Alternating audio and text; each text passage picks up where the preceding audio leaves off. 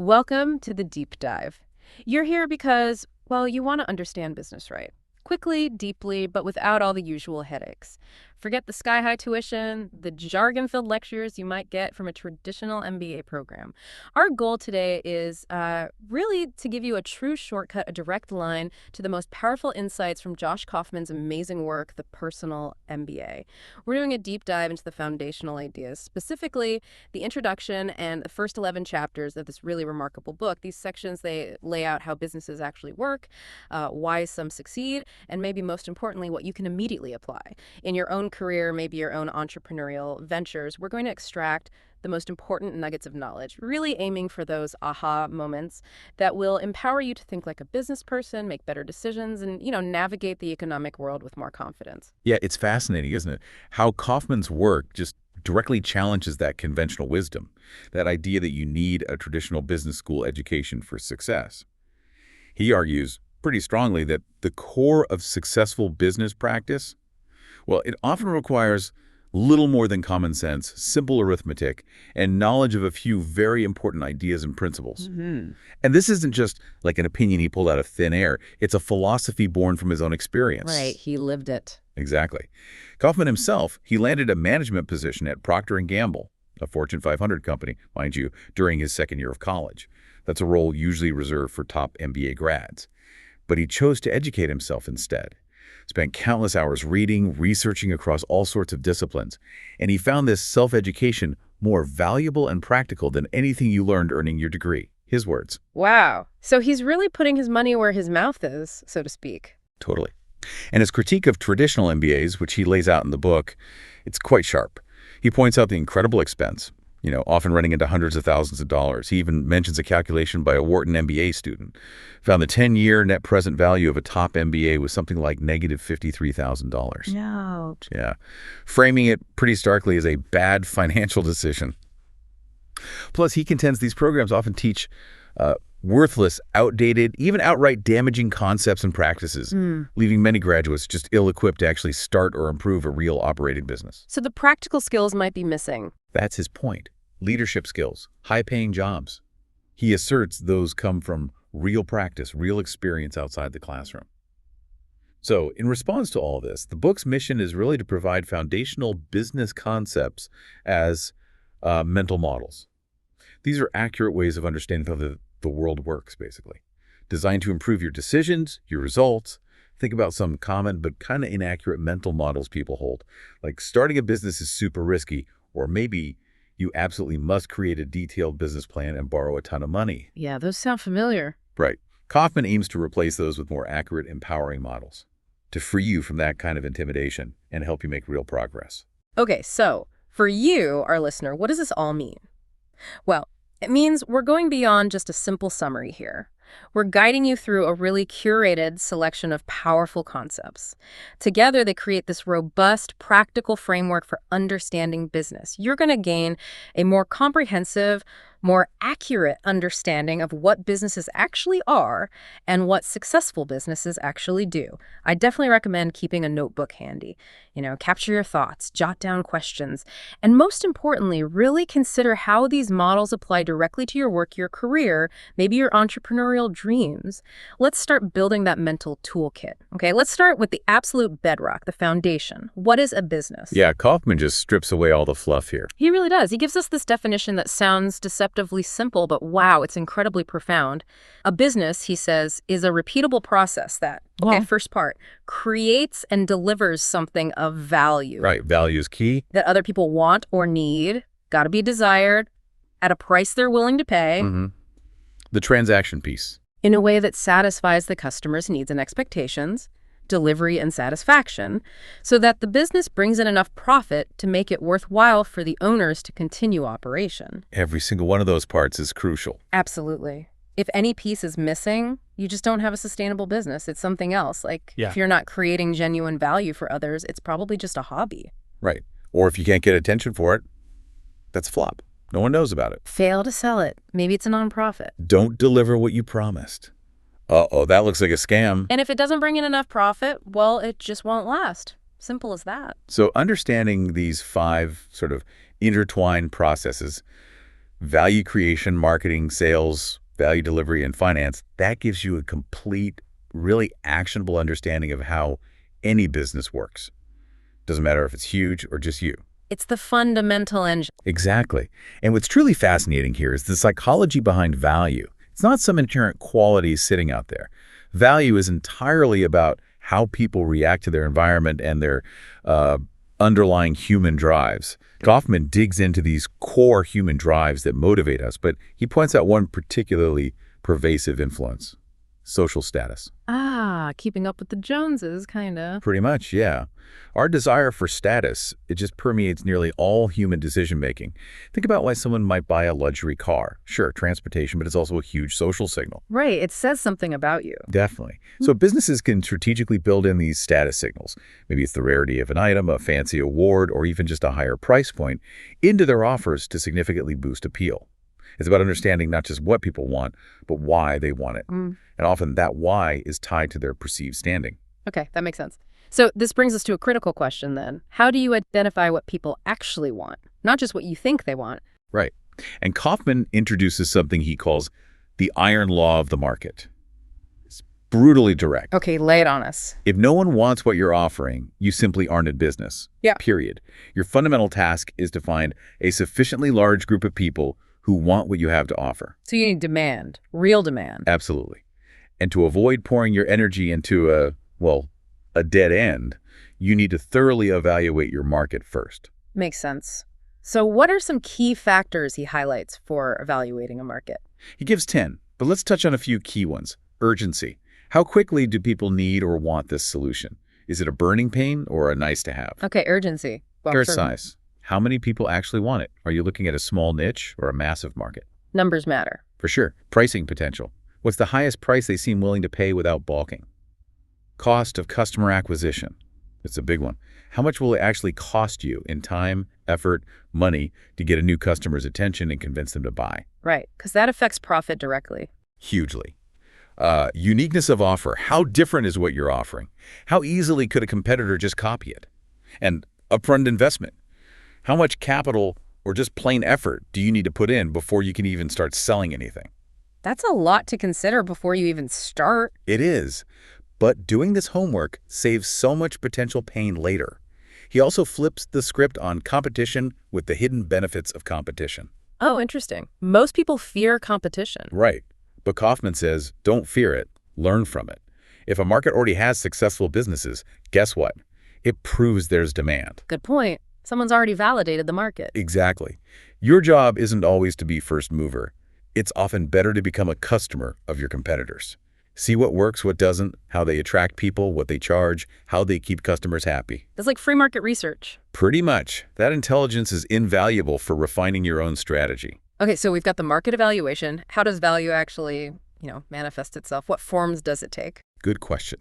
He points out that value isn't arbitrary. It usually takes one of 12 standard forms. Things like a tangible product or an intangible service. Or a subscription, which is great for predictable revenue. Think Netflix. Right. Or maybe a shared resource, like Netflix's content library again, or a co-working space. Many businesses actually combine several of these forms. So multiple ways to package value. Exactly. And an incredibly powerful insight here is what he calls the hassle premium. Hassle premium. Tell me more. People are almost always willing to pay for convenience. For someone else to deal with stuff they find too time-consuming, too difficult, maybe too emotionally draining. Like paying someone to assemble IKEA furniture. Perfect example. Hassles can involve effort, skill, money, risk, even emotion. This creates massive business opportunities. The more hassle you eliminate for your customers, the more value you deliver, and ultimately, the more revenue you can potentially collect. Look for pain points, look for hassles. You'll often find business ideas right there. That's a great lens to look through. So this leads to a critical question. How do we know if our value creation idea is actually valuable? Before we bet the farm on it. Right. How do we test it without massive risk? Yeah. Kaufman provides some really practical, low-risk methods. One crucial step is creating what he calls a minimum viable offer, MVO. MVO. Okay. This is the simplest, most stripped-down version of what you can actually sell to test your core assumptions and collect real data from real customers. not just friends and family. Gotcha. Real feedback, real transactions if possible. Exactly. Think about the Fitbit story. Its founders, they initially just announced the idea. They collected pre-orders based only on a description and some renderings Before they even built it. before the physical product even existed. They secured millions in investment because they proved real customer demand first, without huge upfront manufacturing risk. That's clever. It really is. Or, for like a hypothetical yoga studio, an MVO could just be a simple website, a tentative class schedule, and a sign-up form for pre-orders. Customers only pay if the studio actually opens. So, low risk for everyone. Right. The MVO isn't about perfection. It's about getting quick, real-world data to see if your idea actually has legs. Okay, so you get an MVO out there. What next? Then you enter what Kaufman calls the iteration cycle. Because nobody gets it perfectly right the first time, ever. Remember Thomas Edison's quote, "I have not failed. I've just found 10,000 ways that won't work." Love that quote. It's perfect for this. This cycle is about constant refinement. You test, you learn, you refine, you test again, over and over. And alongside this, you should actively test critical assumptions. What does that mean exactly? Every business relies on certain core beliefs to be true. For our yoga studio, maybe assumptions like we can get X number of members paying Y dollars per month. If those assumptions turn out to be false, the whole business model collapses. Right. Identifying those critical assumptions early allows you to design focused, low-cost tests to see if they hold water.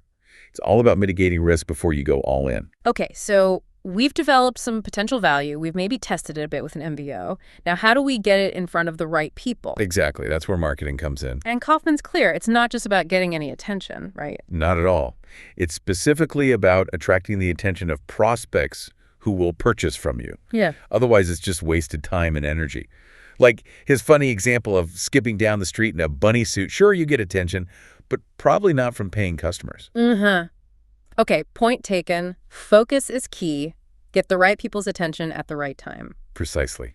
And speaking of attention, Kaufman really emphasizes the concept of remarkability. Remarkability, being worth talking about. You got it.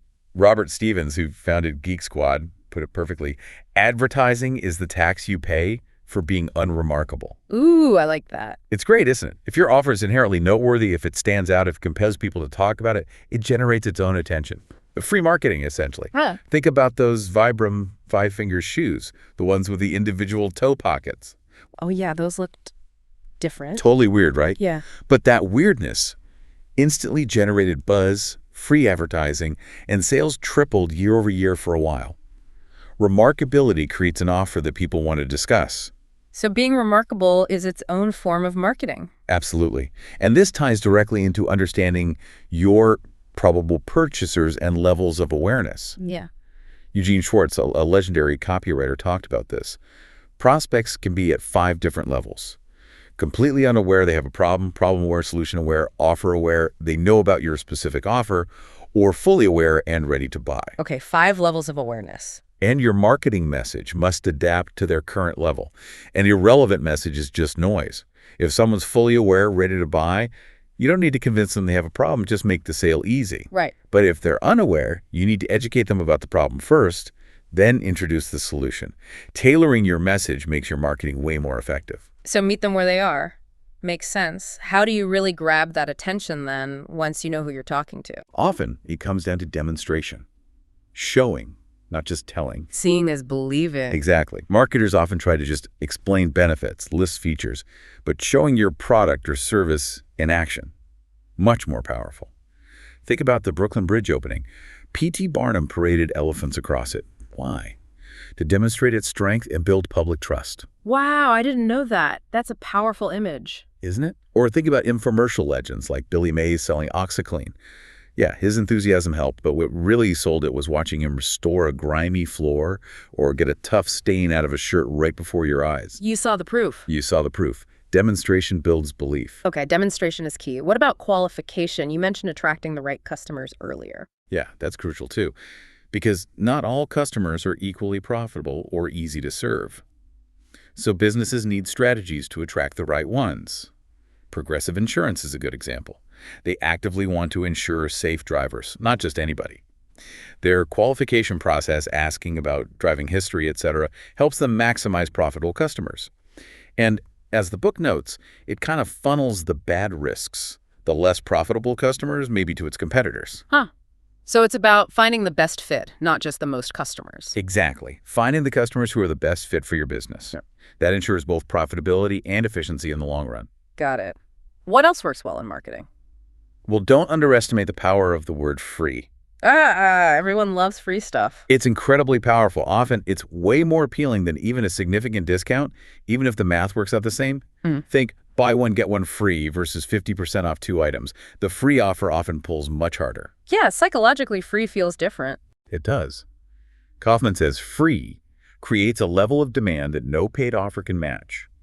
It taps into something deep psychologically that just drives action in a unique way. Okay, so free is a powerful tool.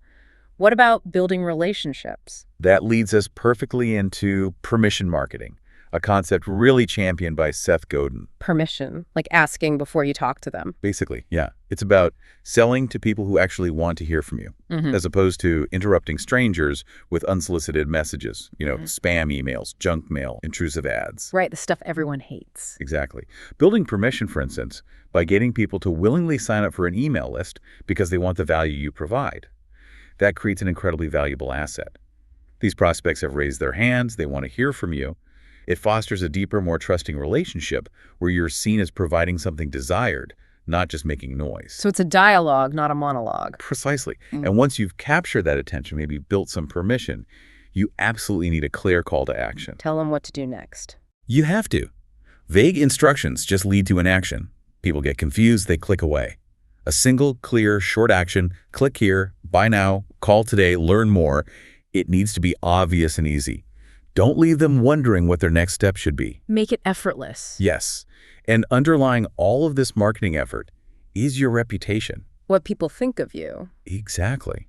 What people think about your offer, your company. It's built slowly, over time, through consistent delivery and keeping promises. It's an incredibly valuable asset. People will often pay a premium for a good reputation. Think about established brands that command higher prices even when cheaper alternatives exist. Trust matters. Immensely. Building reputation takes time and consistent effort, but Kaufman calls it the most effective kind of marketing there is. Okay. Because eventually your reputation does the selling for you. Okay, marketing gets attention. Now let's turn to sales. Closing the deal. The crucial step where prospects become customers. And Kaufman's view is interesting. At its core, sales isn't about manipulation, right? It's more about earning trust and finding mutual benefit. Absolutely. Yeah. The sales process, put simply, starts with a prospect and hopefully ends with a paying customer. Without sales, no business survives. It's really about helping prospects understand the value you offer and, crucially, building their trust that you can actually deliver on what you promise. Trust seems to be a recurring theme. It's foundational. Without trust, there's usually no transaction. Think about buying a house. Would you feel comfortable buying from a random stranger versus a builder with a solid, known reputation? Trust simplifies everything. Yeah, no question. So how does pricing fit into this trust equation? Pricing. This brings us to what Kaufman calls the pricing uncertainty principle. Okay, sounds intriguing. The core idea is price isn't some inherent quality floating out there. You, the business owner, you set the price. And generally, people prefer to pay as little as possible. Unless maybe social status is involved, like we discussed. Therefore, you must provide a reason why the price is worth paying. Context is everything. A $350 million rock sounds absurd, right? Completely. Unless it's the Hope Diamond. It's history, it's rarity, it's fame that provides the context, the reason why, for its extraordinary value. So you need to frame the price with value. Exactly, which leads directly into value-based selling. Remember the saying, price is what you pay, value is what you get. The focus here needs to be on the payoff, the benefits the customer receives, not just the features of your product. Focus on their outcome. Precisely. If you offer a service that demonstrably increases a client's annual revenues by, say, $100 million, well, then a $10 million annual fee doesn't seem expensive. It looks like a clear value proposition, leaving them $90 million ahead. It becomes a no-brainer. Ideally, yes. Mm-hmm. Successful salespeople, they ask detailed questions. They really try to understand a prospect's specific needs and pains. That understanding then allows them to frame the price against the immense value provided, making the offer's worth undeniable. That makes a lot of sense. Connect the price directly to the benefit. And building on that, education-based selling is incredibly powerful. Educating the customer. Yeah. It involves really investing in making your prospects smarter. Smarter about your offer, smarter about the problem it solves, smarter about the industry, maybe. This approach builds deep trust. And frankly, it creates better, more informed customers down the line. Kaufman gives the example of Mark Ingram Bridal Atelier in New York City. His wife, Kelsey, used to work there. Oh, right. You mentioned that. Their consultants are so skilled at educating brides about finding the one, the right silhouette, the right fabric, what works for their body type, that brides often choose one of the first 3 gowns presented. Wow. That's efficient. Totally. And Mark doesn't discount. But brides prefer to work with him because of that expertise, because of the superb educational shopping experience. They trust the guidance. So expertise itself becomes part of the value. Absolutely. Yeah. But, even with great value in education, people sometimes still say no. Why is that? Yeah, what stops them? This often comes down to what Kaufman calls barriers to purchase. Sales, at its heart, is really about identifying and systematically eliminating these risks, these unknowns, these concerns the prospect has. Okay, what are the common ones? He lists 5 standard objections that come up again and again. 1, it costs too much. 2, it won't work. 3, it won't work for me specifically. 4, I can wait, it's not urgent. And 5, it seems too difficult or complicated to implement. Okay, those sound very familiar from any buying experience. Right. And you need strategies for each. Right. To address, it costs too much. For example, you lean heavily on that value-based selling we just talked about. If your software saves a business $10 million a year and you're asking $1 million, well, framed correctly, it's not expensive. The net benefit makes it a smart investment. Reframing the cost against the value. Exactly. By understanding these common barriers and proactively preparing ways to address them, you dramatically increase your chances of closing the deal. You're anticipating their concerns. Okay, we've created value, marketed, sold it. Now we arrive at value delivery. This is where the rubber meets the road, right? Absolutely. This is where promises meet reality. Kaufman puts it bluntly. Without robust value delivery, you're basically a scam artist. Harsh, but probably true. Yeah. This stage covers everything from processing the order efficiently to providing excellent customer support afterwards. The singular goal is ensuring every paying customer becomes and stays a happy customer. It's the engine that keeps your business running smoothly and protects that hard-earned reputation. So how do you make this engine run well? An important concept here is the value stream. Think of it as the entire sequence of activities from start to finish required to create and deliver your offer to the customer. The whole journey. The whole journey. The Toyota Production System, TPS, is a classic example of optimizing a value stream. Toyota implements literally millions of small incremental improvements each year, and the result is immense gains in speed, consistency, and reliability. Continuously optimizing your value stream, often through lots of small adjustments, can yield huge rewards in efficiency and customer satisfaction over time. Small changes adding up. Exactly. And crucially, let's talk about the expectation effect. This is a really powerful psychological insight. The formula is quality, performance expectations. Quality equals performance minus expectations. Okay. Zappos, the online shoe retailer, is famous for leveraging this masterfully. They generally don't advertise free expedited shipping. Instead, they often surprise customers by upgrading them to faster shipping, so the shoes arrive days ahead of schedule. Under-promise and over-deliver. Precisely. That unexpected delight boosts the perceived quality far more than if fast shipping were just an advertised feature they expected. So the takeaway is, do whatever you can to unexpectedly delight your customers. It significantly enhances their perception of your quality. Nice. That feels good as a customer, too. Totally. And this leads directly to predictability. Customers really value reliability. Consistently meeting or even slightly exceeding expectations builds tremendous trust and enhances your reputation. Violating expectations, on the other hand, is really detrimental. Consistency is key. Now, connecting this to how businesses actually grow their delivery capabilities, throughput is a key metric. Throughput, like how much stuff gets through the system. Basically, yeah. It's the rate at which your system produces desired results, whether that's dollars of profit, new happy customers, shipped orders, whatever you define. Okay. Measuring throughput is the absolutely essential first step toward improving it. You can't improve what you don't measure. Makes sense. What else? Then there's scale. This refers to how easily a business can increase its production capacity to meet growing demand. If one Starbucks gets too crowded, what do? They build another one nearby. Exactly. That's scalability. While human involvement often limits how easily you can scale, automation can dramatically enhance it. Think software versus handmade goods. Right. Digital scale is easier than physical. Generally, yes. And consider accumulation. This is the power of those small, incremental improvements compounding over time. Just like Toyota's continuous improvements, tiny changes to your value delivery process, maybe shaving a few seconds off a task, or reducing waste slightly can save a ton of time, effort, and money in the long run when repeated thousands of times. The compound effect again. It really is. And finally, amplification. This is where small changes to scalable systems can produce absolutely massive results.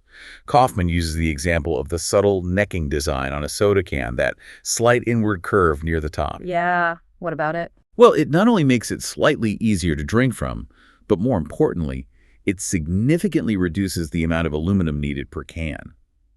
Multiply that tiny material saving by billions of cans produced globally. Huge savings. Enormous impact from a seemingly small design change. That's amplification in a scalable system. Wow. Okay, so how do you actually optimize these operations day to day? Systemization is vital here.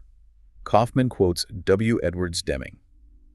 If you can't describe what you're doing as a process, you don't know what you're doing. Ooh, direct. It is. Systemization means defining clear, repeatable steps for how work gets done. It's absolutely essential for enabling automation, for training new people efficiently, for consistent teamwork. Think about Google's automated search results versus trying to rely on human librarians for every query. Defining the rules of how the system operates allows for automation and continuous improvement. Useful systems should make your work easier, not harder. Create the process, then follow the process. Pretty much. And related to this is triage. This comes up a lot in customer support or any situation with limited resources. It's about prioritizing tasks or problems based on their urgency and importance. For example, a large, high-value client experiencing a critical outage. That gets prioritized over a minor issue from someone on a free trial. Focus on the biggest impact. Exactly. Triage relies on effective information collection to quickly categorize cases and then focus your limited resources where they'll have the biggest positive impact. It ensures you're always working on what matters most right now. All right, let's dive into Chapter 5, Finance. I know for many people, the word itself can feel a bit intimidating, maybe boring. Yeah, it's a bad rap sometimes. Yeah. Spreadsheets and bean counters, right? Exactly. But Kaufman reframes it. At its core, finance isn't just complex calculations. It's simply the art and science of watching the money flowing into and out of a business. Seeing the flow. Then deciding how to allocate it and determining whether or not what you're doing is producing the results you want. It's about making informed decisions based on the numbers. Right. And accounting. That's just the process of making sure that data, those numbers are accurate so you can make good decisions. It's really about clarity, not just complexity. Well put. And when we talk about the ultimate goals of financial management, profit is obviously foundational. It's the money left over after all the expenses are paid. Yeah. It's also important to understand the difference between profit margin, which is the percentage of your revenue that actually becomes profit, and markup, which is just how much you increase the price over the cost. They're related, but different concepts. Okay. Margin versus markup. Good distinction. Yeah. And while higher margins are generally good, market pressures, competition, they can often push margins down. This leads us to a really critical concept. Sufficiency. Sufficiency, meaning? Enough. Exactly. Bringing in enough revenue to cover all your operating expenses and make the whole endeavor worthwhile for the owners and employees. Is there enough left over to justify the effort and risk? Kaufman introduces the idea of a target monthly revenue, TMR, as a key metric to track. Reaching that point of sufficiency where you're covering costs and generating a worthwhile return as quickly as possible, that's absolutely vital for a business's survival and eventual growth. Got to keep the lights on and then some. Precisely. And to really understand a business's day-to-day financial health, the cash flow statement is arguably the most straightforward and most critical of the main financial statements. More important than profit sometimes. In the short term, absolutely. You can be profitable on paper but run out of cash. The cash flow statement is like your business's checking account ledger. Deposits in, withdrawals out. It tracks the actual cash moving through the business. It focuses on liquidity. Can you pay your bills today? And resilience. As Kaufman says, cash represents options. Having more cash on hand makes the business much more resilient. Cash gives you flexibility. Huge flexibility for growth, for stability, for weathering unexpected storms. While the income statement tracks profit over a period and the balance sheet gives a snapshot of assets and liabilities, the cash flow statement tells you about your immediate ability to operate. Cash is king, as they say. Okay, cash flow's critical. Yeah. So if you want to grow your business financially, what are the basic levers you can pull? Kaufman simplifies this dramatically. He argues there are really only 4 methods to increase revenue. That's it. Only 4. Okay, what are they? 1, increase the number of customers you serve. Get more people buying. 2, increase the average size of each transaction. Sell more stuff to each customer when they buy. Upsell, cross-sell. 3, increase the frequency of transactions per customer. Get your existing customers to buy from you more often. And 4, simply raise your prices. That's it. Increase customers, transaction size, frequency, or price. That's it. Every single revenue-generating strategy you can possibly imagine ultimately boils down to one or more of these 4 fundamental methods. Focusing on these gives you amazing clarity on where to direct your efforts for growth. That's actually really helpful. Very clear. Yeah, it cuts through a lot of complexity. So, thinking about customers, how do you value them over time? Great question. That brings us to lifetime value, LTV. This isn't just about the first sale. It's the total revenue a single customer is expected to generate over their entire relationship with your business. The whole customer lifespan. Exactly. Think about an insurance client paying premiums for years versus a one-time customer at a lemonade stand. The insurance client has a much, much higher LTV. Subscription models like SaaS businesses or streaming services are specifically designed to maximize LTV by keeping customers paying regularly over long periods. Right, recurring revenue. Understanding LTV is crucial because it places a tangible value on acquiring each new customer. It helps you make much better decisions about how much you can actually afford to spend to get them in the door. Which leads perfectly into the next concept, right? Allowable acquisition cost. Exactly. Allowable acquisition cost, AAC, is simply how much you can afford to spend to acquire a new customer and still be profitable over the long run, considering their LTV. A higher LTV allows for a higher AAC. You can spend more to get that valuable long-term customer. The proactive infomercial is a classic example Kaufman uses. They might actually lose money on that initial $20 trial offer you see on TV. Really? They lose money up front? Potentially, yes, when you factor in advertising costs. But because it's a subscription model, they keep sending you product and charging you monthly. The customer's LTV is very high. That makes the initial loss leader acquisition highly profitable in the long term. They know the numbers. So the first sale is just the beginning. They're playing the long game. Precisely. It's all about understanding the relationship between LTV and AAC. Okay, shifting gears slightly. When making financial decisions, what are some hidden costs we should consider? Good point. Opportunity cost is a big one we often overlook. What you give up? Exactly. It's the value of the next best alternative that you give up by making one decision over another. If you stay in a low-paying job when a higher-paying one is available and attainable, that difference in potential income is your opportunity cost. Recognizing that there are always other options, other ways you could be using your time, money, or energy, helps you make better, more conscious choices about how you allocate those resources. Always weigh the alternatives. Always. And then there are sunk costs. This is a tough one psychologically. Money already spent. Or time, or energy. It's any investment that is irrecoverable. Gone. The crucial lesson here is not to let sunk costs influence future decisions. Don't throw good money after bad, trying to recover past losses. Easier said than done sometimes. Oh, absolutely. If you've spent years training for a career you now realize you dislike, or poured millions into a project that's clearly failing, those resources are gone. The rational decision is based on the future prospects, not the past investment. Kaufman says don't continue to pour concrete into a bottomless pit. It's psychologically difficult to walk away, maybe admit a mistake, but it's absolutely vital for making wise decisions going forward. You never have to earn back money in the exact same way you lost it. Find a better opportunity. That's a powerful reminder. Don't let the past dictate the future unnecessarily. Okay, what about getting funding in the first place? Kaufman strongly advocates for bootstrapping whenever possible. Funding it yourself from sales. Exactly. Funding the business from its own internal cash flow, from paying customers. The huge advantage is that you retain 100% ownership and 100% control. He actually positions bootstrapping at the very top of a hierarchy of funding because it gives you maximum autonomy, maximum flexibility. You avoid the trade-offs, the loss of control, the reporting requirements that often come with taking on debt, or especially giving up equity to external investors. Keep control as long as possible. That's the general recommendation. As the old saying goes, happy is he who owes nothing. Bootstrapping embodies that principle for businesses. Okay, we've covered a lot of the business mechanics.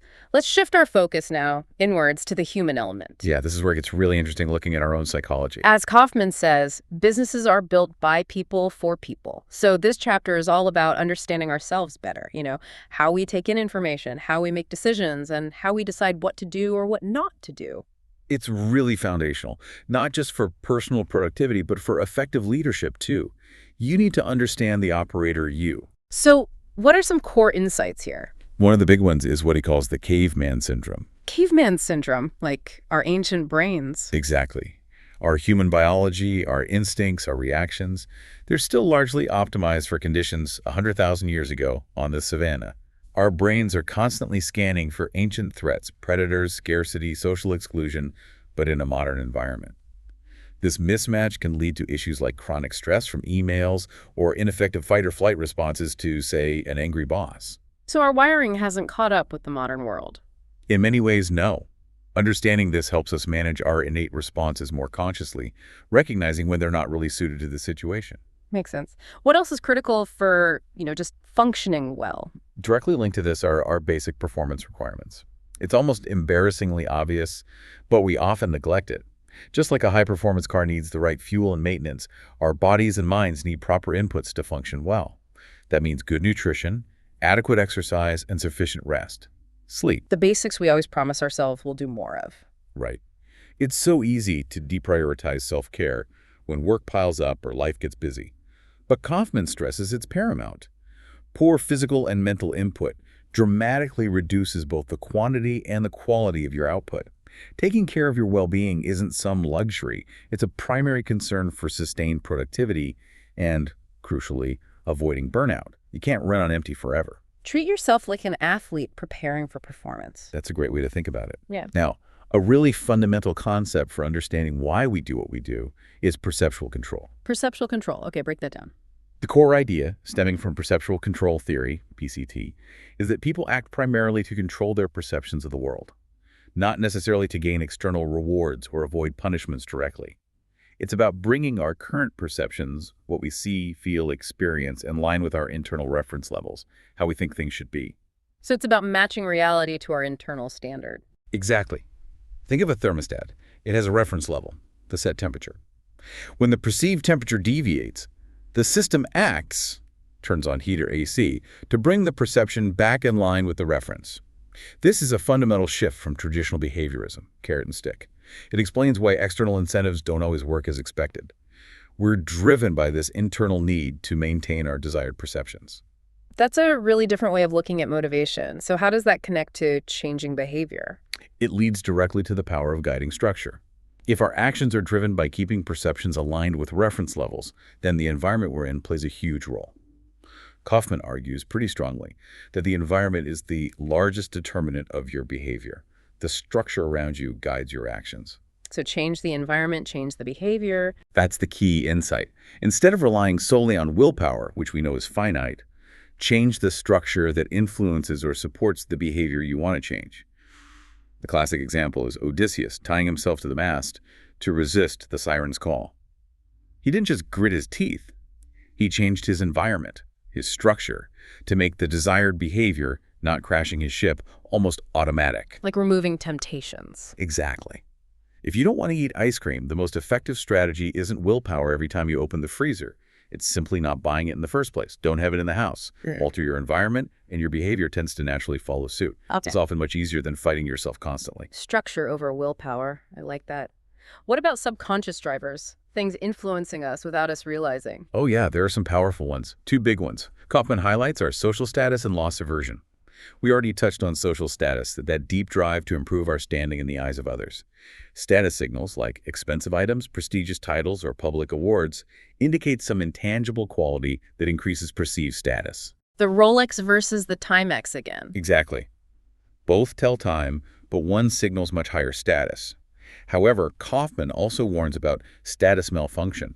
What's that? It's recognizing that not all high-status roles are actually fulfilling or necessarily the best business opportunities. And conversely, many low-status markets think trash disposal, plumbing, things people might look down on can be incredibly lucrative and stable. So don't let the allure of status blind you to good, solid opportunities elsewhere. Precisely. Many fortunes have been built by people willing to do high-quality work in markets others deem low status. Okay, so that's status. What about loss aversion? Loss aversion is the psychological finding that the pain of losing something is significantly more powerful emotionally than the pleasure of gaining something of equivalent value.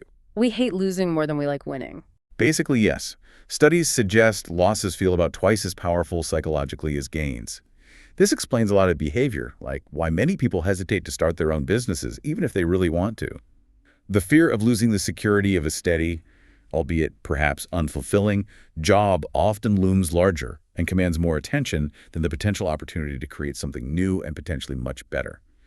Uncertainty often feels inherently risky because our brains are wired to focus on the potential loss. That explains a lot of inertia. It really does. It's a powerful subconscious bias. Okay, so we have these drives and biases. What about our internal tools for thinking and problem solving? Our brain has some incredible capabilities. Mental simulation is a huge one. Running scenarios in our heads. Exactly. It's our ability to imagine taking certain actions and predicting their probable results before we actually act.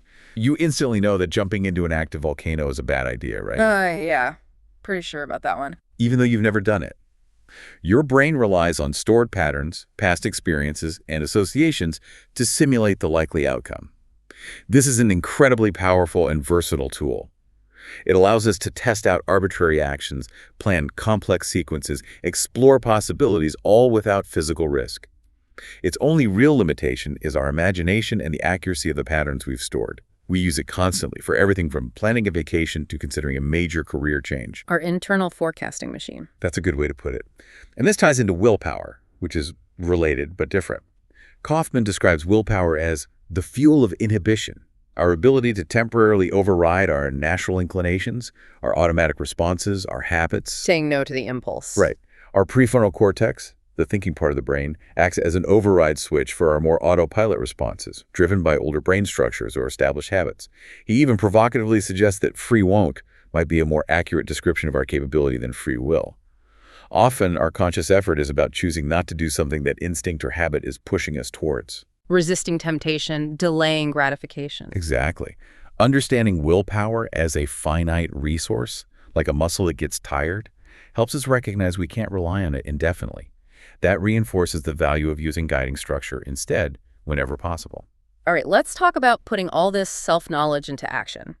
Chapter 7 focuses on enhancing productivity, learning to wield your mind and body as effective tools. Yeah, this is about working with yourself efficiently and effectively to make accomplishing what you set out to achieve easier and hopefully more enjoyable. Which is crucial in today's world with constant distractions. Absolutely essential. And one of the biggest roadblocks Kaufman identifies is acrasia. Acrasia, that sounds serious. It's that frustrating gap between knowing you should do something and actually deciding to do it. It's not just procrastination, it's deeper.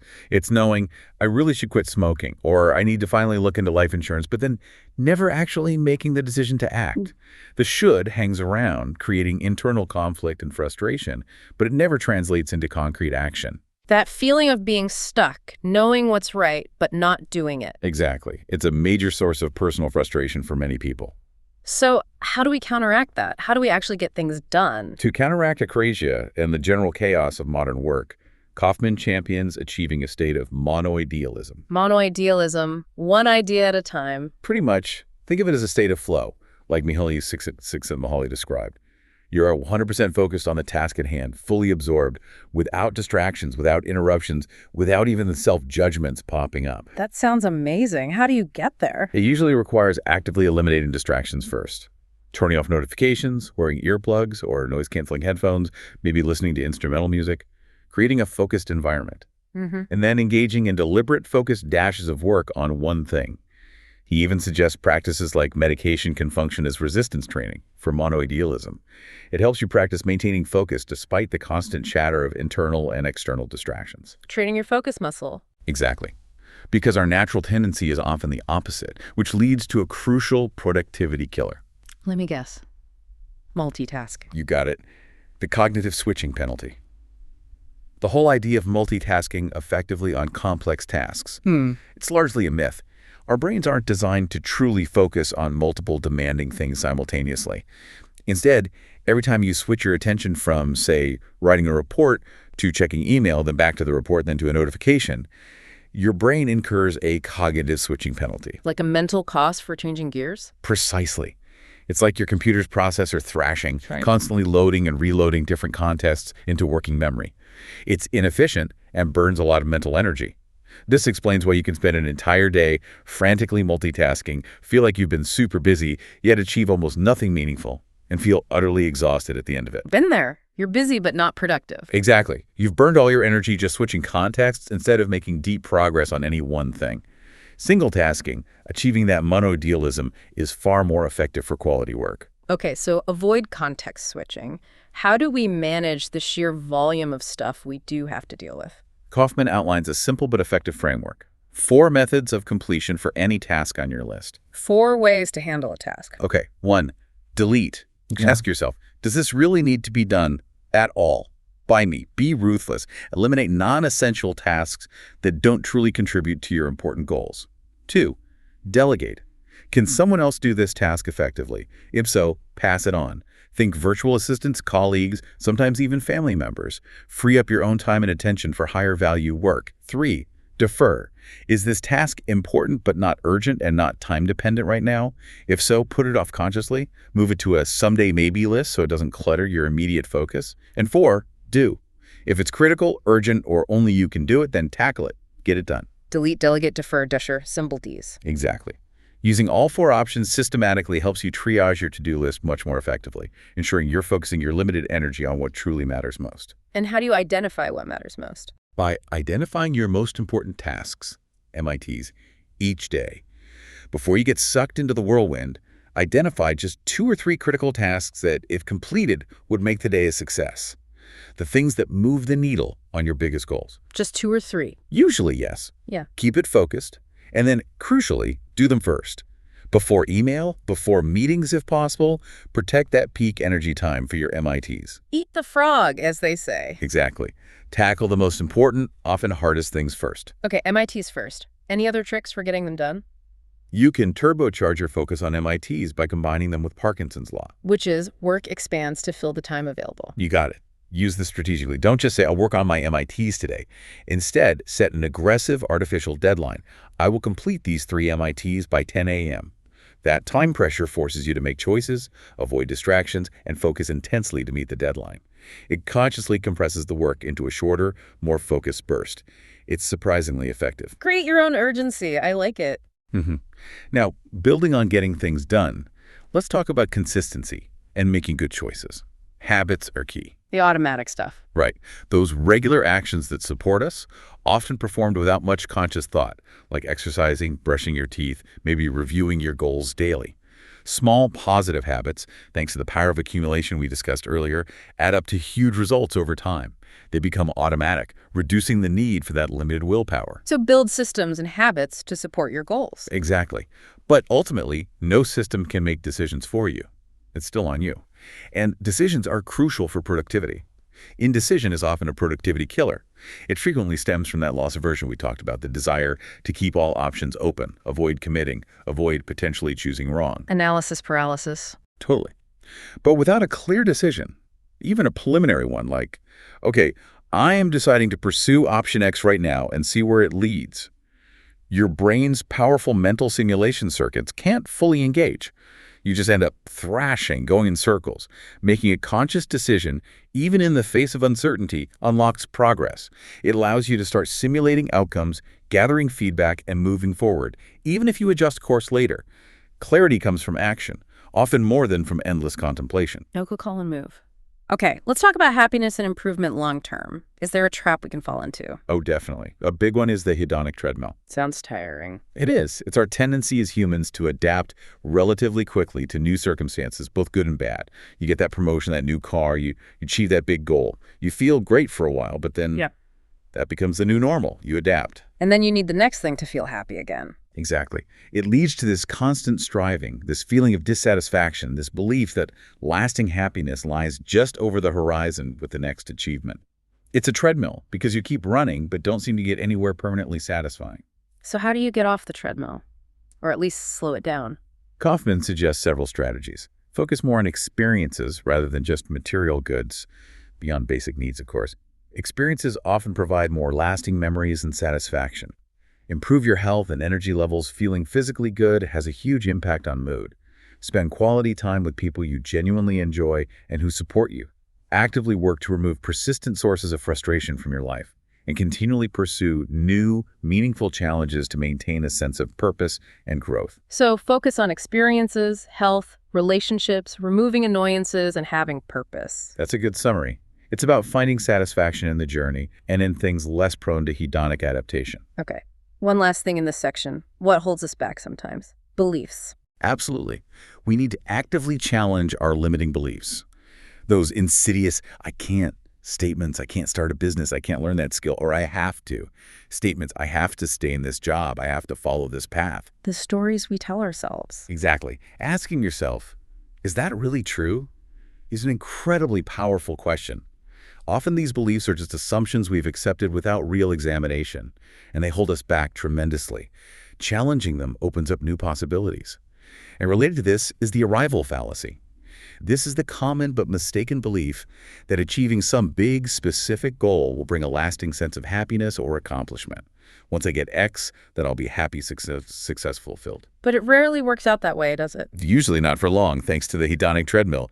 Success isn't a destination you arrive at, like, okay, I got everything done, now I can relax forever. It's an ongoing journey, a process. Embrace the process, celebrate milestones along the way, but understand that the search for meaning, growth, and contribution never truly ends. And that's okay. That's life. Okay, we've spent a lot of time on working with ourselves. Now let's shift our focus outwards again to Chapter 8, working with others. Leveraging cooperation. Yeah, a huge part of almost any business endeavor. It seems counterintuitive sometimes, though. Why work with others if you can't fully control them? It adds complexity. It does add complexity, but the potential payoff is huge. As Kaufman points out, working effectively with others multiplies your efforts exponentially. You can achieve far more together than you ever could alone. He even says all human relationships are based on power, the ability to influence the actions of other people. Understanding how to build positive influence and leverage cooperation is absolutely vital. So how do you structure teams or collaborations effectively? A fundamental economic principle here is comparative advantage. People are good at different things. Exactly. It's usually more efficient for individuals, or even companies or countries, to specialize in the tasks they perform relatively better than others, and then collaborate or trade. When people specialize and work together, the overall output is far greater than if everyone tried to be a jack of all trades. This forms the foundation of effective teamwork and delegation. Specialize and cooperate. Makes sense.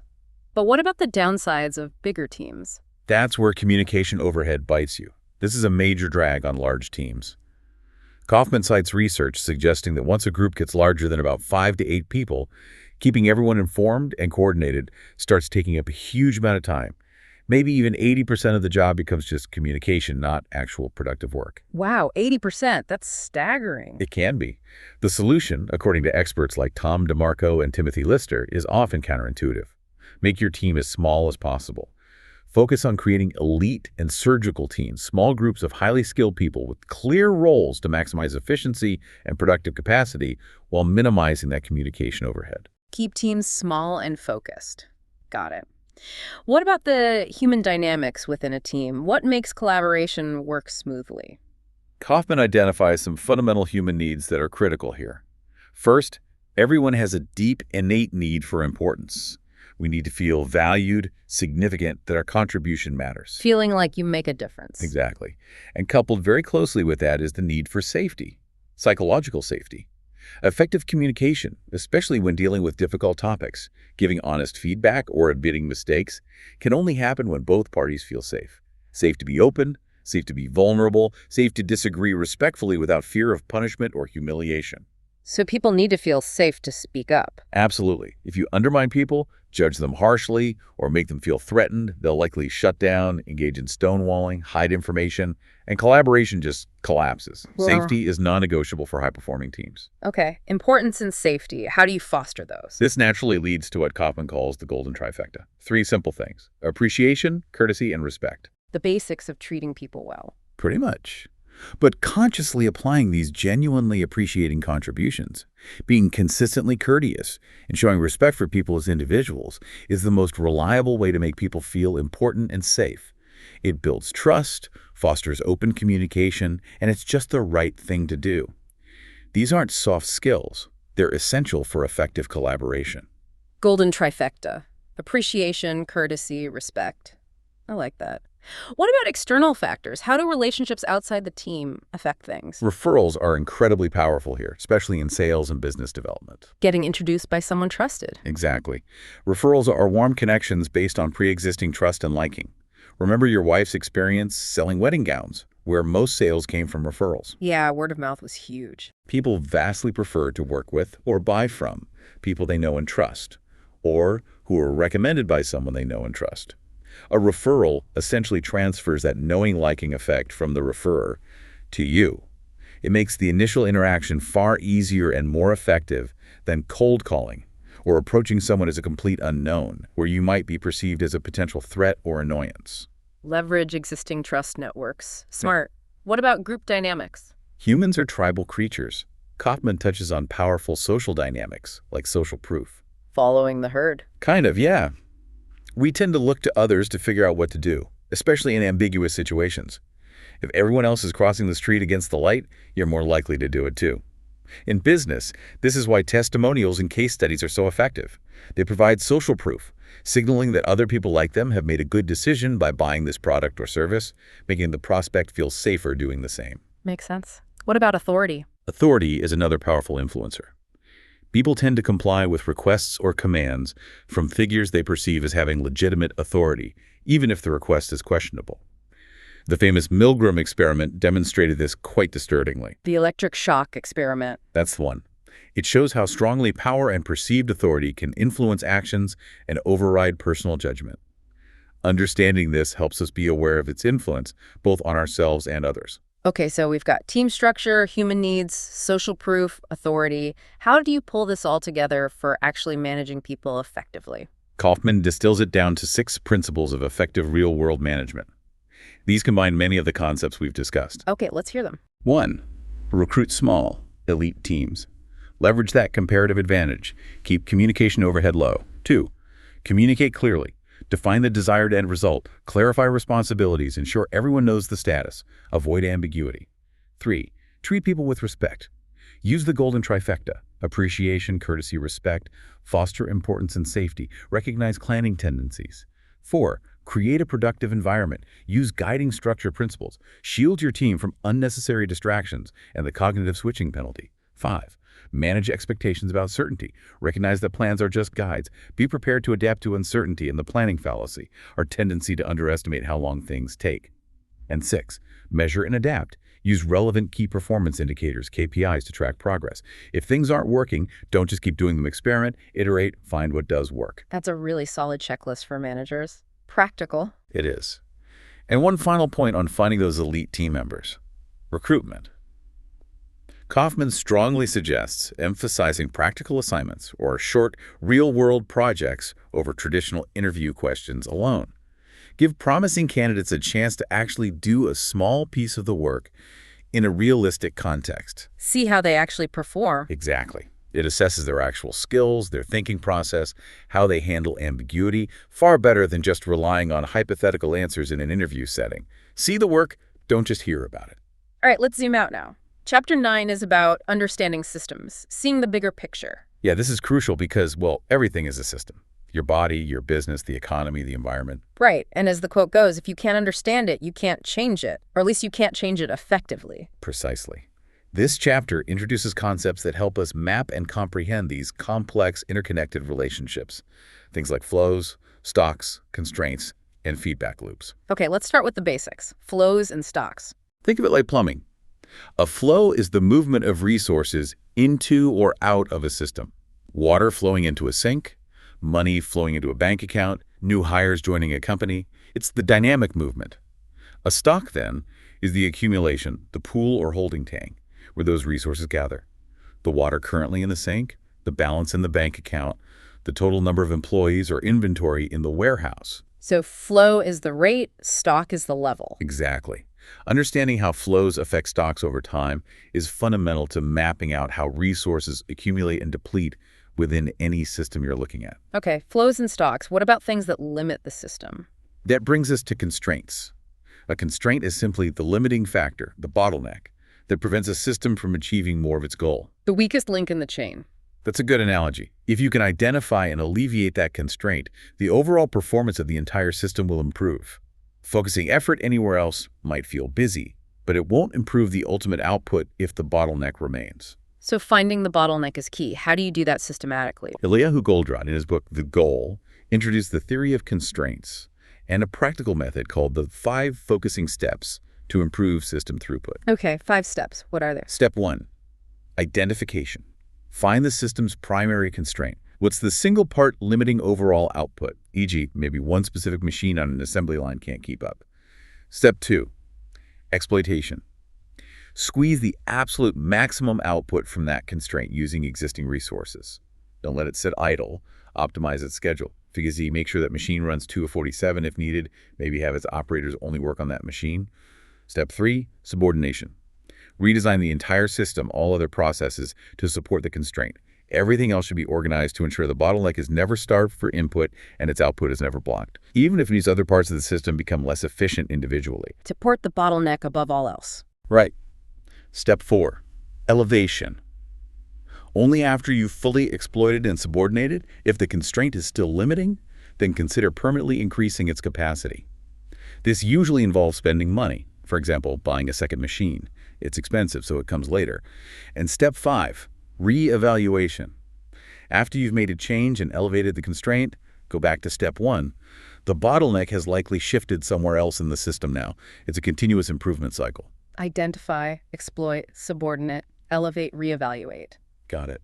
That seems really practical for improving processes. It's incredibly powerful. Now, systems aren't static, right? They change, they adapt. How does that happen? Through feedback loops, I imagine. Exactly. A feedback loop occurs when the output of a system, or part of a system, circles back around to become an input for the next cycle. This is how systems learn, adapt, and regulate themselves. Okay, are there different kinds of loops? 2 main types, balancing loops or negative feedback loops. These work to dampen output, counteract deviations, and bring the system back towards equilibrium or a set point. They resist change. Think of friction slowing down a rolling ball or a thermostat maintaining temperature. They promote stability. Then you have reinforcing loops or positive feedback loops. These amplify output. Each cycle increases the effect, leading to exponential growth or sometimes exponential collapse. Think of compounding interest, viral marketing, or unchecked population growth. These loops accelerate change, for better or worse. So balancing loops stabilize, reinforcing loops amplify. You got it. Understanding which types of loops are dominant in a system helps you predict whether it will tend towards stability or run away in one direction. Okay, what about factors outside the system, the environment? The external environment constantly affects how a system operates. Think about how changes in oil prices impact global businesses, or how weather affects farming. Systems don't exist in a vacuum, and the environment imposes selection tests. These are the constraints or pressures from the environment that determine which systems survive and thrive and which ones fail. Survival of the fittest, basically. Kind of, yeah. Yeah. For biological systems, it might be the ability to find food or avoid predators. For businesses, a key selection test is generating sufficient revenue to cover costs. Those that pass the tests persist. Those that fail eventually disappear. It's the death of the unfit, as Kaufman puts it. A harsh reality of systems. It can be. And woven through all of this interaction with the environment is uncertainty. The fact that we just don't know the future. Exactly. It's the ever-present nature of not knowing exactly what will happen next. Kaufman argues that trying to perfectly predict the future is a fool's game. It's impossible. And because contemplating uncertainty often feels psychologically threatening, it triggers our loss aversion, maybe even threat lockdown. Our tendency is to try and escape it, seek false certainty. Right, we crave predictability. We do. Yeah. But Kaufman advises channeling that energy differently. Instead of trying to predict the unpredictable, focus on enhancing your ability to handle the unexpected when it inevitably arrives. Accept that the future is fundamentally uncertain, and build resilience, flexibility, and adaptability into your systems and your thinking. Prepare. Don't just predict. That's a much more empowering approach. Focus on resilience. And speaking of things going wrong, we also need to understand second-order effects. Consequences of consequences. Exactly. The ripple effects. Think of a line of dominoes falling. Or Kaufman uses the example of rent control laws implemented in New York City after World War II. What started as a potentially noble idea to provide affordable housing over time had unintended second-order effects. Landlords had less incentive to maintain properties, the housing supply eventually decreased, quality deteriorated, arguably leading to outcomes opposite to the original intent. The law of unintended consequences. Precisely. These ripple effects highlight the interconnectedness and complexity of systems. It's crucial to try and think several steps ahead, considering not just the immediate impact of an action, but its potential downstream consequences as well. Okay, we understand the components of systems flows, stocks, loops, constraints. Now, how do we actually analyze them? How do we figure out what's really going on? Right, because before you can even think about improving a system, you have to understand how it's currently operating. And like you said earlier, you can't just stop the world to take measurements. You need to analyze systems while they're working. So what tools or concepts help with that? One of the biggest challenges with complex systems is simply overwhelm. Our brains hit that cognitive scope limitation we talked about. We can only juggle about 7 or 8 variables effectively at once before getting confused. Right, our mental bandwidth is limited. Exactly. This is where deconstruction becomes incredibly useful. It simply means breaking a complex system down into its smaller, more understandable parts. Identify the key flows, the important stocks, the core processes, the distinct subcomponents, how they connect. Doing this helps overcome that cognitive limitation. Break it down into manageable chunks. Precisely.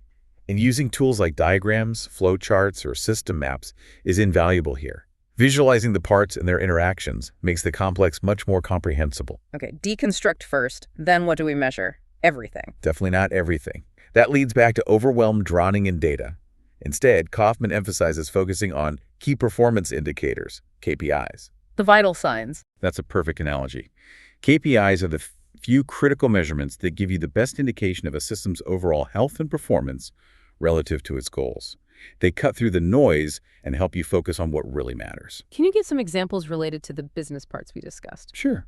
For value creation, a KPI might be, how fast are we creating new value? Or what are the inflow levels of key resources? For marketing, what's our rate of attracting qualified attention? Or our permission acquisition rate for an email list? For sales, what's our conversion rate from prospect to customer? Or what's the average lifetime value? For value delivery, how fast is our service? What's our return rate or customer complaint rate? For finance, what's our profit margin? How much cash do we have on hand? Cash flow. So, specific crucial metrics for each core function. Exactly. By selecting and consistently tracking the right KPIs, the ones truly linked to your goals, you can effectively monitor and manage your system without getting lost in a sea of irrelevant data points. Makes sense. But what if the data itself is bad? You've hit on the absolute foundation of reliable analysis, data quality. The old computer science principle holds true. Garbage in, garbage out. GI go. If the input is junk, the output will be junk. Precisely. Useless input inevitably yields useless output. The quality and the quantity of the data you collect directly limit how well you can truly understand a system. If your initial data is flawed, like Kaufman's example of P&G, where they were initially counting search engine bots as human website visitors, then any analysis, any chart, any conclusion based on that flawed data will be, at best, worthless, and at worst, actively misleading, causing you to make bad decisions. So ensuring data accuracy is step 0. Absolutely critical. You need accurate, reliable data to draw accurate, reliable conclusions. Okay, assuming we have good data, how do we interpret fluctuations? Is every little bump significant? Great question. This is where understanding tolerance and variance comes in. Tolerance refers to the acceptable range of normal error or variability within a process or measurement. Some processes require very tight tolerance. Very little error allowed, like in manufacturing precision parts, while others can have looser tolerance. Variance is simply the degree of fluctuation you see in your data over time. Things rarely stay exactly the same. Kaufman mentions statistical process control, SPC techniques, pioneered by people like Donald J. Wheeler. These methods help you establish what the typical value is for a metric and calculate upper and lower boundaries for normal, expected random fluctuation. So you can tell random noise from a real change. Exactly. It helps you distinguish between a significant shift or trend that requires investigation or action versus just the normal random ups and downs inherent in almost any process. Equal, daily sales figures will naturally vary. Don't overreact to random noise. That seems really important for not chasing your tail. It saves a lot of wasted effort. And related to interpreting data correctly is the need for analytical honesty. Being honest with yourself about what the numbers really say. Yes, even when it's uncomfortable or doesn't match what you wanted to see. It means rigorously examining your assumptions, questioning your methods, and being truthful about the limitations or implications of your data. Remember that P&G example where bots were counted as visitors? Analytical honesty meant acknowledging the initial numbers were inflated and misleading, even if it made the website traffic look less impressive. This requires actively fighting against common biases, like incentive cause bias, where you find results that benefit you, or confirmation bias, where you look for data that confirms your existing beliefs. Having a dispassionate third-party audit your measurements sometimes can really help maintain that honesty. Keep yourself honest or get someone else to help. Got it. What about when you can't measure everything? Sampling. Yeah, sampling is often necessary. It means collecting data from a small subset of a larger group or population with the aim of having that sample represent the whole. Like political polls. Exactly. It's often much more cost-effective and faster than trying to measure every single instance. But you have to be really careful about how you select the sample to avoid bias. A non-representative sample can lead to very wrong conclusions about the larger group. And whenever you use a sample, you need to consider the margin of error. This quantifies how much your sample estimate might differ from the true value in the entire population, just due to random chance in who got included in the sample. So acknowledge the uncertainty in sampling. You have to. Beware of drawing strong conclusions from small samples or samples that weren't selected randomly or carefully. Generally, as Kaufman notes, more data is always better. Larger, well-selected samples give you more confidence. Okay. Are there specific ways to summarize or compare data points? Definitely. He touches on a few common ones. Ratios. Comparing two measurements to create a new metric. For example, sales conversion ratio equals deals closed, leads generated. Ratios are great for tracking efficiency or relationships between parts of a system, means, medians, and modes. These are different ways to measure the typical or central value in a set of data. The mean is the average. The median is the middle value when data is sorted, very useful if you have outliers skewing the average. The mode is the most frequently occurring value, useful for identifying clusters. Choosing the right measure depends on your data and what you want to know. Okay, different ways to find the center. What about relationships between data? This brings us back to a crucial distinction: correlation versus causation.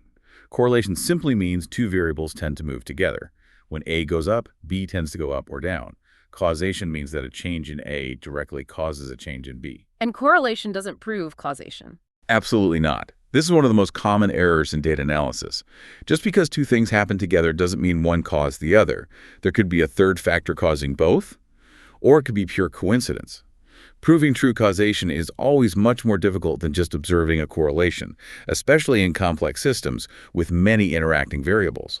You need careful experimentation or deep analysis to establish causality. Be incredibly cautious about jumping from correlation to causation. A critical warning. Anything else on interpreting data? Just a couple more useful concepts. Norms. Using historical data or industry benchmarks to provide context for your current measurements.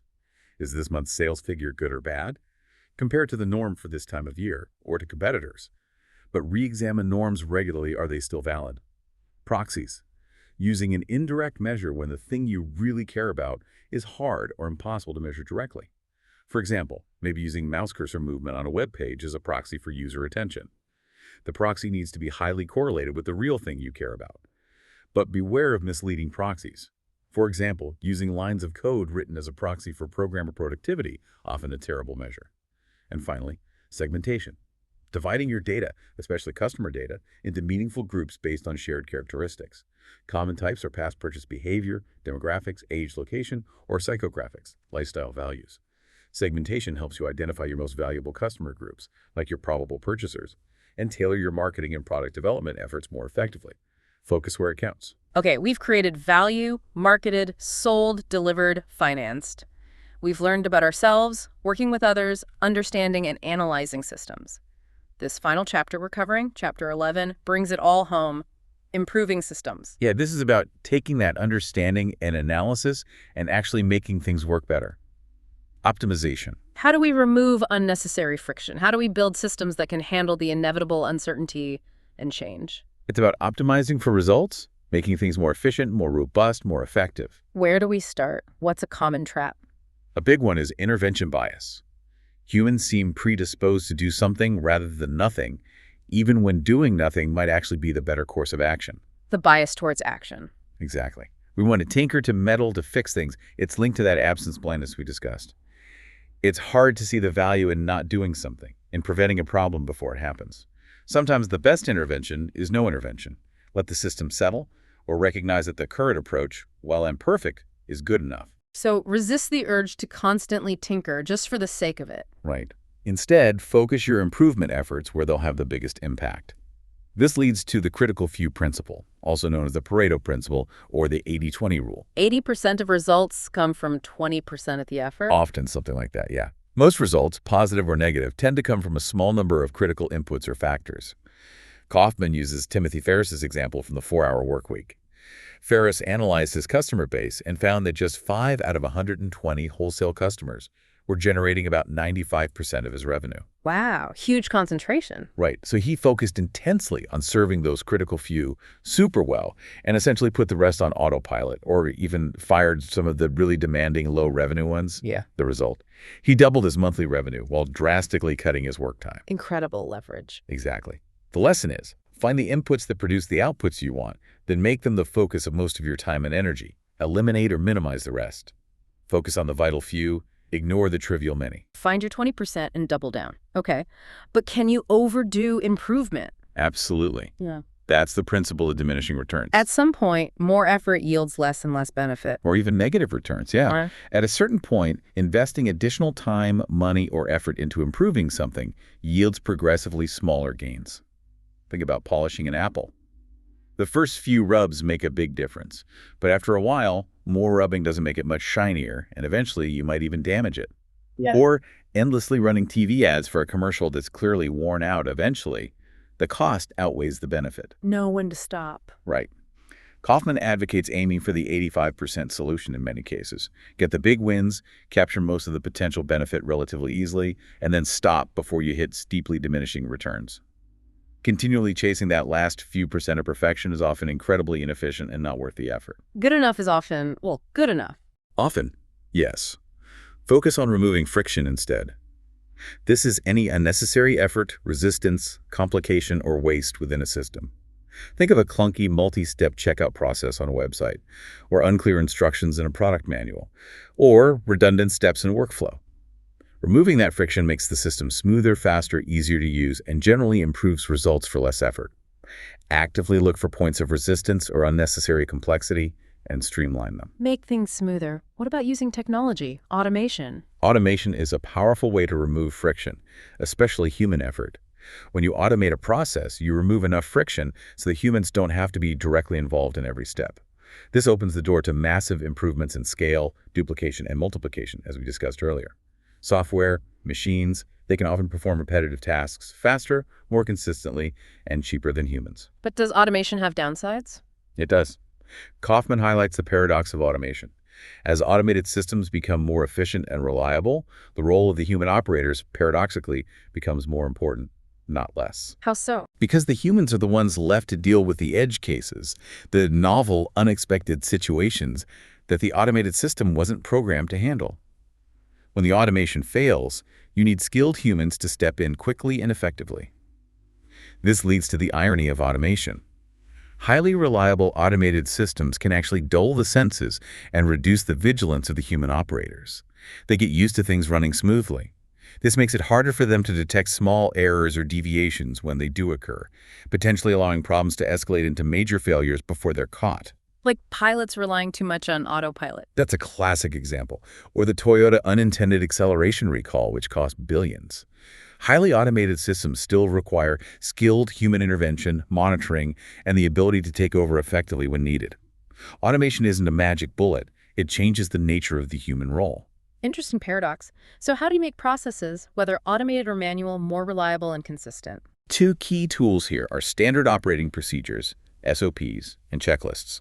An SOP is simply a well-defined, documented, repeatable process for performing a specific task. Having clear SOPs reduces friction, prevents thrashing, people constantly reinventing the wheel, ensures consistency, and makes training new employees much easier. Write down the best way to do it. Essentially, yes. And a checklist is basically an externalized, predefined standard operating procedure, often used for complex or critical tasks, where missing a step could have serious consequences. Think pilots running through pre-flight checklists, or surgeons using checklists before procedures. They're invaluable for formalizing processes, preventing errors caused by memory lapses, especially when busy or stressed, and ensuring all critical steps are completed consistently. They turn complex tasks into manageable, verifiable steps. Simple but powerful tools. Incredibly so. But there's a balance. You can overdo it with process. Process overhead, bureaucracy. Yeah, the cost in time, effort, complexity of designing, documenting, implementing, and maintaining all these systems and procedures. Too much process overhead can become counterproductive, stifling flexibility and slowing things down. You need just enough process, not too much. Finding the right balance. Okay, what about stopping things? Is that ever the right move for improvement? Absolutely. This is the concept of cessation. Choosing to consciously stop doing something that is counterproductive or no longer serving its purpose. Again, because of absence blindness, it often feels wrong to do nothing, to stop an initiative. But sometimes, stopping is the most effective action, like firing chronically problematic customers who drain resources, or discontinuing a product line that's consistently losing money, or shutting down a project that clearly isn't going to succeed. It takes courage, especially if sunk costs are involved, but cessation can free up valuable resources and attention for more productive uses. Knowing when to cut your losses or stop digging. Exactly. This ties into building resilience. We talked about accepting uncertainty. Resilience is the system's ability to cope with that uncertainty, to adapt and bounce back from unexpected events or shocks. Kaufman contrasts long-lived, resilient turtles with strong but fragile tigers. The world is fundamentally uncertain, so building resilience is crucial for long-term survival. How do you build resilience? Avoid overly complex or opaque strategies, especially financial manipulations, that might trade away resilience for illusory short-term gains. Maintain buffers. Invest in cheap insurance, things like having adequate cash reserves, emergency supplies, backup plans. Be prepared for when unexpected things happen, because they will. Think robustness over brittle optimization. Prepare for multiple futures, which sounds like scenario planning. Precisely. Scenario planning is a technique for systematically constructing several plausible yet different hypothetical future situations, scenarios, and then mentally simulating how your system or organization would respond to each. The goal isn't to predict which future will happen, it's to prepare for multiple possibilities, to build flexibility and identify potential weaknesses or opportunities in advance. It helps you think through responses before you're in crisis mode. Thinking through the what-ifs. Exactly. And related to navigating an uncertain future is the exploration-exploitation trade-off. Think of it like the multi-armed bandit problem in statistics. You have several slot machines, options, each with an unknown payout rate. What's the best strategy to maximize your winnings?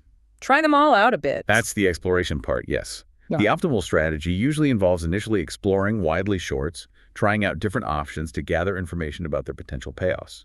Then, once you have some data, you shift towards exploiting the option that seems best so far. But you don't stop exploring completely. Right. You continue limited exploration, even while exploiting the current best option. Why?